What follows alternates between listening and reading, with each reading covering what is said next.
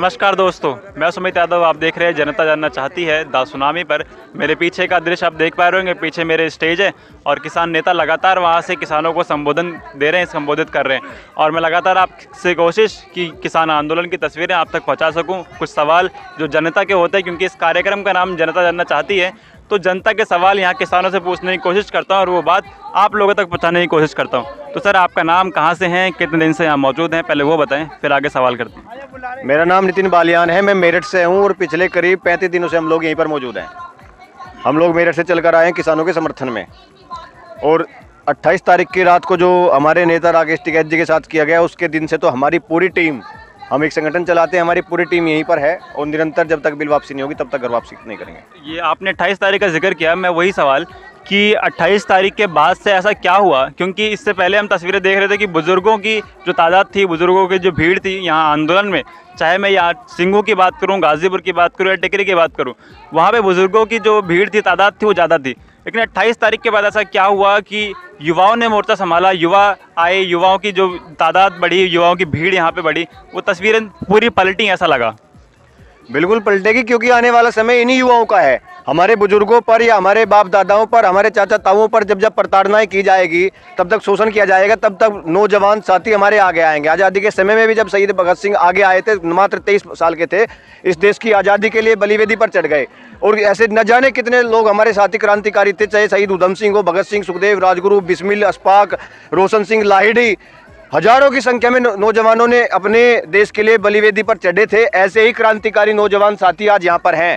जो लोग कहते हैं कि असली किसान तो खेतों पर है, मैं उन लोगों से भी कहना चाहता हूँ आप लोगों के माध्यम से कि जब देश आज़ादी की लड़ाई लड़ रहा था, तब भी चंद लोग लड़ाई लड़ने के लिए आगे आए थे, बाकी लोग अपने अपने घरों में बैठकर तमाशा देखने का काम कर रहे थे। और जब देश आज़ाद हुआ, तब फायदा उन लोगों को भी हुआ, उन जयचंदों को भी हुआ, जो इन लोगों के खिलाफ गवाही देने का काम किया था। एक सवाल सर, कि क्योंकि 75 दिन इस आंदोलन को हुए, तो ये सवाल बहुत इंपॉर्टेंट, क्योंकि लोग सभी जानना चाहते हैं कि 75 दिन इस आंदोलन को हुए।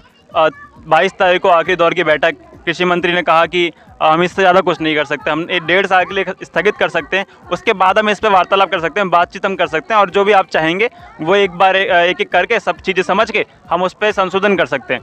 दूसरी बात, उसके बाद प्रधानमंत्री ने भी कहा कि हम 1 कॉल की दूरी पर हैं, आप हमसे संपर्क करें, हम बात करेंगे बैठ के। लेकिन अब संसद में प्रधानमंत्री ने कहा कि जो हम तीनों कानून जो है वो हम वापस नहीं लेंगे, हम MSP पर बैठ के बात कर सकते हैं, आंदोलन खत्म करें, आप घर को लौटें और हम बात करने के लिए तैयार हैं। पहला जवाब नरेंद्र तोमर जी के लिए तो एक कहावत है कि काल करे सो आज कर, आज करे सो अब, पले में प्रलय होएगी बहुरी करेगा कब। अरे अभी नहीं तो कभी नहीं। अगर जब किसान नेता जो हमारे यहाँ पर बैठे हैं, पूरे एक संयुक्त किसान मोर्चा बना हुआ है, जब ये वार्ता के लिए तैयार हैं, तो क्या कृषि मंत्री जी इन किसानों से बड़े हो गए, इस जनता से बड़े हो गए, जो 75 दिनों से इस खुले आसमान के नीचे खुली सड़कों पर बैठे हैं। उन्होंने पूरी सर्दी यहीं पर सड़क पर गुजार दी और अपनी माताओं बहनों के साथ भी यहीं पर गुजार दी। इतना प्रताड़ना हासिल, इनके खेत में काम चल रहा है। पश्चिम उत्तर प्रदेश पूरा गन्ना बेल्ट है, पूरे पश्चिम उत्तर प्रदेश में काम चल रहा है। हरियाणा पंजाब का तो 1% भी मान लो कि वे धान और गेहूं की खेती करते हैं, अभी उनका खेतों में इतना काम नहीं है, लेकिन पश्चिम उत्तर प्रदेश का तो दिन रात का काम फिलहाल चल रहा है। तो क्या कृषि मंत्री है, इस देश के प्रधानमंत्री जी, उस गद्दी पर बैठकर ये भूल गए हैं कि आखिर इस देश का किसान जो तुम्हें वोट बनाकर उस गद्दी पर बैठाने का काम किया है, तो क्या वे इस गरीबों को भूल गए हैं कि यही जनता है जो आने वाले समय में भी, चाहे 2022 का चुनाव हो, चाहे 2024 का चुनाव हो, सिर्फ और सिर्फ उन्हें अपने गाँव में तभी घुसने देगी जब वे लोग इन किसानों की यहाँ पर आकर बैठ के बात करेंगे। क्योंकि वे चुनाव में भी तो हमारे बीच आएंगे, चुनाव में हमारे बीच आएंगे, तो अभी नहीं तो कभी नहीं। 75 दिन इस आंदोलन को हुए, इस दौर में काफ़ी सारे दौर आए, कई आरोप आपके ऊपर लगे, तमाम शुरुआत से 26 नवंबर से तमाम आरोप लगाए गए। अभी रिहाना और ग्रेटा थनबर्ग का ट्वीट हुआ, उन्होंने भी ट्वीट किया किसानों पर बात हम क्यों नहीं कर रहे हैं। तो लोगों का कहना ये है कि विदेशी साजिश, क्योंकि रिहाना को क्या पता कि कृषि कानून क्या है, रिहाना को क्या पता कि इस देश में क्या चल रहा है, और उन्हें क्या पड़ी है हमारे देश की, जब उन्हें कृषि का नहीं पता, जिसे धनिया और पुदीने का अंतर नहीं पता, जिसे कृषि कानून नहीं पता, वो हमारे देश के इंटरनल मैटर में क्यों विवाद डाल रही है। देखिए, आपके सवाल में भी मेरा जवाब है। पहली तो बात, प्रधानमंत्री जी के भाषण में भी या पूरे देश में हमारी एक कहावत है, वसुधैव कुटुंबकम, यानी जो पूरी पृथ्वी है, पूरी वसुधा है, उसको हमें अपना परिवार मानने का काम करते हैं। और पूरी वसुधा पे के लोग हमारा एक परिवार है, और परिवार के लोग, अगर परिवार के ही लोगों को दुख हो रहा है और परिवार के लोग ट्वीट कर रहे हैं, तो इन्हें जलन क्यों हो रही है। दूसरा जवाब, आपने कहा कि थनबर्ग को या फिर रिहाना को खेती के बारे में क्या पता। तो ये लोग अपने कानून में कहते हैं कि बड़ी बड़ी कॉरपोरेट कंपनियां हमारे पास आएंगी और हमें बताएंगे कि हमें अपनी कृषि में क्या बोना है, कब गेहूँ बोना है, कब धान बोना है, कब उसमें खाद डालना है, कब पानी डालना है। तो उन वातानुकूलित कक्षों में बैठकर उन कॉरपोरेट कंपनियों को कैसे पता है कि खेती कैसे होगी? खेती तो यही किसान करेगा, फसल के फैसले किसान करेगा। हम पहले से कहते आए कि बिल वापसी नहीं तो घर वापसी नहीं। कई लोग इसमें लगातार विपक्षी पार्टियां भी और कई नए चेहरे इसमें अपना राजनीतिक लोभ देख रहे हैं, राजनीतिक फायदा देखने की कोशिश कर रहे हैं। तो उसके लिए आप क्या कहेंगे? क्योंकि हमने भी देखा कि अन्ना हजारे का आंदोलन किस तरीके से केजरीवाल ने हाईजैक किया। आज केजरीवाल दिल्ली के मुख्यमंत्री हैं, तो ऐसी कोई लोभ किसी और की यहाँ पे दिख रही है, ऐसा लग रहा है। जब कांग्रेस की सरकार थी तभी किसानों का बहुत बड़ा आंदोलन चल रहा था, और बहुत बड़े आंदोलन के बाद जब वो आंदोलन चरम सीमा में पहुंच रहा था तो वहां पर वर्तमान जो हमारे रक्षा मंत्री हैं राजनाथ सिंह जी आए और मंच के माध्यम से कहा कि अरे मुझे तो पता ही नहीं था कि मेरा देश आंदोलनरत है, मेरे देश का किसान सड़कों पर बैठा है, मेरा देश का किसान अपनी लड़ाई लड़ रहा है। मुझे जहां भी पूरे देश में पता चलता है कि किसान सड़कों पर है तो मैं वहीं पर दौड़ा चला जाता हूं। मैं किसान परिवार से आता हूं, मुझे किसान से बहुत संवेदनाएं हैं। तो उसी राजनाथ सिंह जी की सरकार चल रही है और उन्हीं राजनाथ सिंह जी से चंद कदमों की दूरी पर किसान पिछले 2.5 महीने से यहाँ पर बैठा है। क्या उन राजनाथ सिंह जी को किसान दिखाई नहीं दे रहे? क्या उन राजनाथ सिंह जी को अपने सरकार के हुक्मरानों से बात नहीं करनी चाहिए? क्या उन राजनाथ सिंह जी की संवेदनाएं मर चुकी हैं इन किसानों के प्रति कि विपक्ष में जब किसान धरने पर बैठता है तब उन्हें किसान दिखाई देता है, और जब उन्हीं की सरकार में किसान अपने हकों की मांग पर लड़ रहा है तब राजनाथ सिंह जी को किसान नहीं दिखाई दे रहे? विपक्षी पार्टियां नजर आ रही हैं। विपक्षी पार्टी के जितने लोग हमारे मंच के यहाँ पर समर्थन देने आए उन्हें मंच हमने नहीं दिया, हमने उन्हें मंच से भी दूर रखा है, हमने उन्हें माइक से भी दूर रखा है।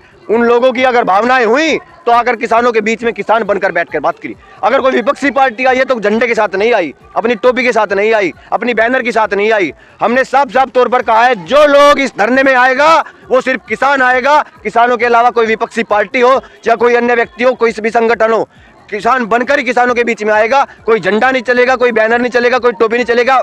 विपक्षी पार्टियों को हम लोग मंच नहीं देने का काम करते।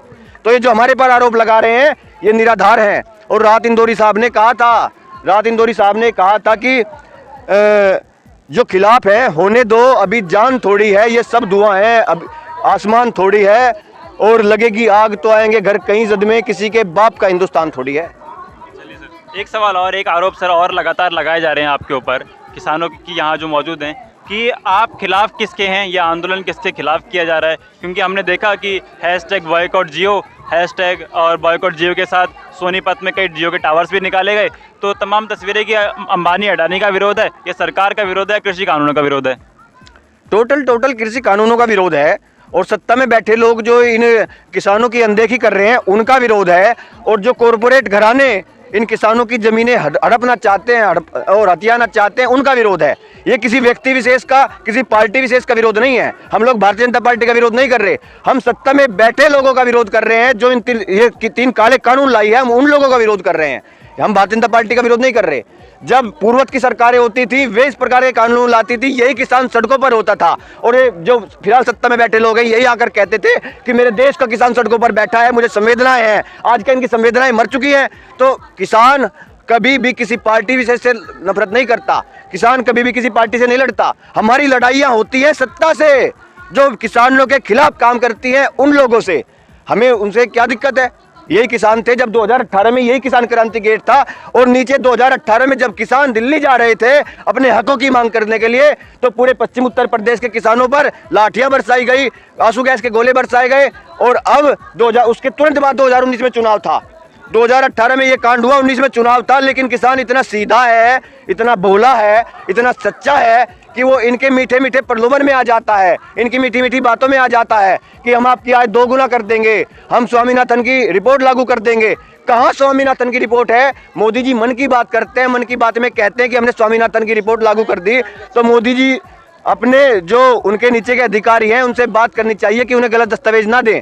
वो हिंदुस्तान जैसी डेमोक्रेसी के प्रधानमंत्री पद की कुर्सी पर बैठे हैं, उसकी गरिमा को खराब ना करें। आपने भोलेपन की बात कही कि 2018 में भी आपने विरोध किया, लेकिन भोलेपन में आगे किसान ने वोट दे दी। क्या यही भोलापन हम 2022 में, अगले साल चुनाव है उत्तर प्रदेश में, 2024 में चुनाव है लोकसभा के, यही भोलापन हम दोबारा देखने को मिलेगा क्या हमें? देखो, किसान तो पहले से भी अहिंसावादी रहा है, बोला रहा है, लेकिन रही 2022 या 24 की बात तो जनता तय करेगी।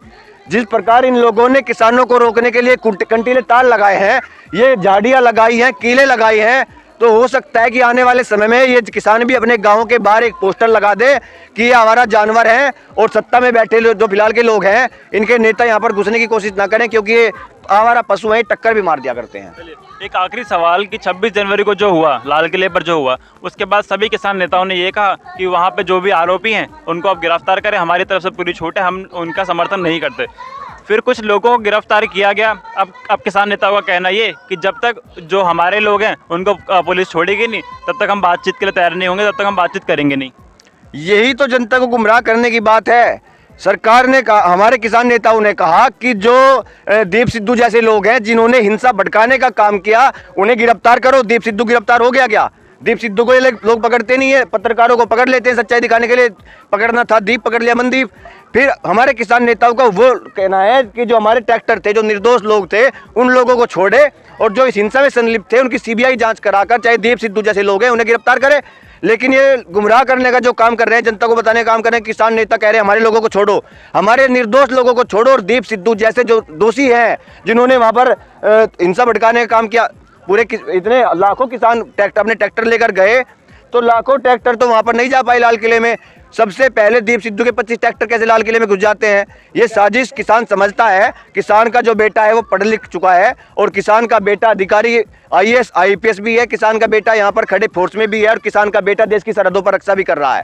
तो एक किसान को और किसान के बेटों को ना पढ़ा और अनसमझा ना समझे, क्योंकि किसान अब समझदार हो चुका है। पिछले 73 वर्षों में इतना किसान जागरूक नहीं था जितना अब की बार जागरूक है, और हम जवाब देने का काम करेंगे। चलिए सर, बहुत धन्यवाद सर आपका। इसी के साथ, इन्हीं तस्वीरों के साथ ये वीडियो खत्म करूंगा, और आगे भी कोशिश करूंगा किसानों के बीच से और भी कई तस्वीर आपको दिखाने की, तमाम तस्वीरें मैं दिखाने की लगातार कोशिश कर रहा हूं कि गाजीपुर बॉर्डर पे क्या हो रहा है। गाजीपुर बॉर्डर की तस्वीरों के साथ मिलेंगे किसी और वीडियो में यहीं से। तब तक के लिए नमस्कार।